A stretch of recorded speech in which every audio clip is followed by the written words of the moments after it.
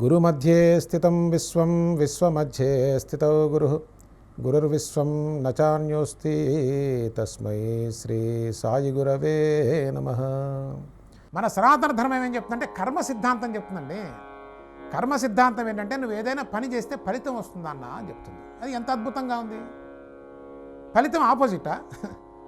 వాటిని opposite is a very wrong word. అది కర్మ సిద్ధాంతం. నీవు చేసిన పనికి నువ్వు ఫలితాన్ని అనుభవిస్తున్నావు. పరమ సత్యం కదా, దాంట్లో అసలు ఆలోచన కూడా అక్కర్లేదు. పసి బిడ్డకు అర్థమవుతుంది ఈ విషయం. ఆలోచన చేయండి మిత్రులు. ఇది జీవన సత్యం. సనాతన ధర్మం జీవన సత్యం. సనాతన ధర్మం సాయితత్వం. జీవన సత్యం సాయితత్వం. అద్భుతం, మహా అద్భుతం చూడగలిగితే. కర్మ సిద్ధాంతం రెండవది.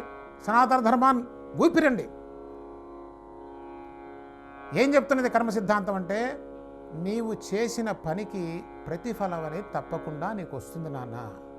అది ఏదైనా సరే, మంచి చేస్తే మంచి, చెడు చేస్తే చెడు. సింపుల్. దానికి ఏం పెద్ద ఆలోచన కూడా అక్కర్లేదు. మన కామన్ సెన్స్ కోల్పోయాం కాబట్టే ఈ రోజున ఇంత దుర్భరంగా బ్రతుకుతున్నాం.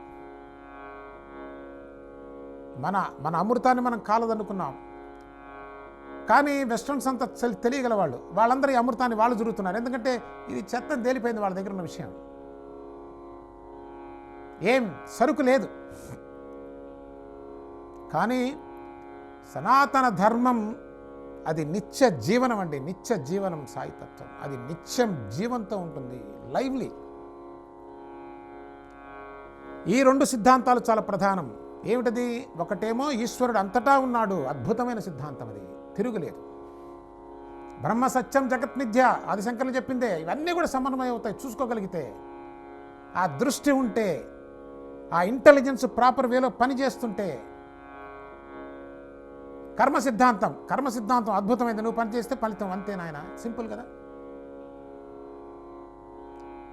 ఈ రెండే సాయి సచ్చరిత్ర మొత్తం విరాజమానమైనది. ఈ రెండు కాకుండా మూడవది ఏముందో చూపించండి నాకు. ఏమీ లేదు అక్కడ. సాయిబాబా ఆ షిరిడీలో విజయం చేస్తున్నంత కాలం కూడా భక్తులంతా కూడా సాయిబాబా దగ్గరికి వచ్చి ఉపశమనం పొందింది కారణం కూడా సనాతన ధర్మంలో ఏది చెప్పబడి ఉందో అది ఆచరణాత్మకంగా వారి యొక్క అది అనుభవపూర్వకంగా, ప్రతి మాటతో చెప్పకుండా అనుభవపూర్వకంగా సాయిబాబా చేసి చూపించారు. మన పవిత్ర గ్రంథాలైనటువంటి భగవద్గీతని, విష్ణు సహస్రనామాన్ని, జ్ఞానేశ్వర్ని, దాసబోధని, ఎన్నో సద్గ్రంథాలని ప్రత్యేకించి పారాయణ చేయించారు సాయిబాబా. ఏమి అద్భుతం అండి ఇది. గుడ్డివాడికి ఏం కనిపిస్తుంది? తెలుస్తుందా? కళ్ళు లేని కబోదికి సూర్యుని యొక్క ప్రభంజనం తెలుస్తుందా? చెప్పండి మిత్రులారా. మేల్కొనండి. కేవలం మూర్ఖత్వంతో ఏదేదో మాట్లాడే ప్రయత్నం చేయకండి. తెలియనప్పుడు తెలిసిన వాళ్ళని అడిగి తెలుసుకునే ప్రయత్నం చేయండి. అయితే ఈ విషయాన్ని అనుభవించినటువంటి వాళ్ళు, బాబావారు భౌతిక దేహంతో ఉన్నప్పుడు భౌతిక దేహానంతరము నేను అప్రమత్తుడనే అని చెప్పారు సాయిబాబా. ఏమిటా మాటకు అర్థం? మన సనాతన ధర్మమే చెప్తున్నది, నాయనా నీవు శరీరానికి పరిమితుడివి కాదురా నాయనా. కాబట్టి శరీరం ఉన్నప్పుడు నువ్వు ఉండటము, శరీరం లేకపోతే నువ్వు లేకపోవటము అది కాదు. అంతేగా చెప్తున్నది. ఇది చాలా గొప్ప విషయం అండి. మనం ఎంతైనా దీని గురించి సత్యాన్ని చూస్తుంటే ఆనందం కలుగుతూ ఉంటుంది. కాబట్టే సాయిబాబా ఏం చెప్పారంటే, నాయనా ఈ దేహము, ఈ రూపమే పరిమితం అనుకునేవు నువ్వు.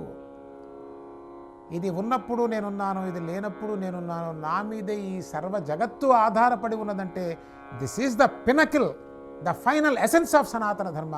సనాతన ధర్మం అంటే అది పేరు అనుకునేనండి. కేవలం మోర్ ప్రిసైజ్గా చెప్పాలంటే ఋషి యొక్క దర్శనం. ఇది సాయిబాబా వారి యొక్క చర్య ఏమిటి, సాయి సచ్చరిత్ర ఏమిటి అని ప్రశ్నిస్తే, తెలుసుకోవాలనుకుంటే అసలు వ్యవహారం ఏంటంటే ఋషి దర్శనం ఏదుందో అది సాయి సచ్చరిత్ర లీలల యొక్క సమాహారం. సాయిబాబా వారి యొక్క లీలలు కేవలం కష్టాలు తీర్చడం కాదండి.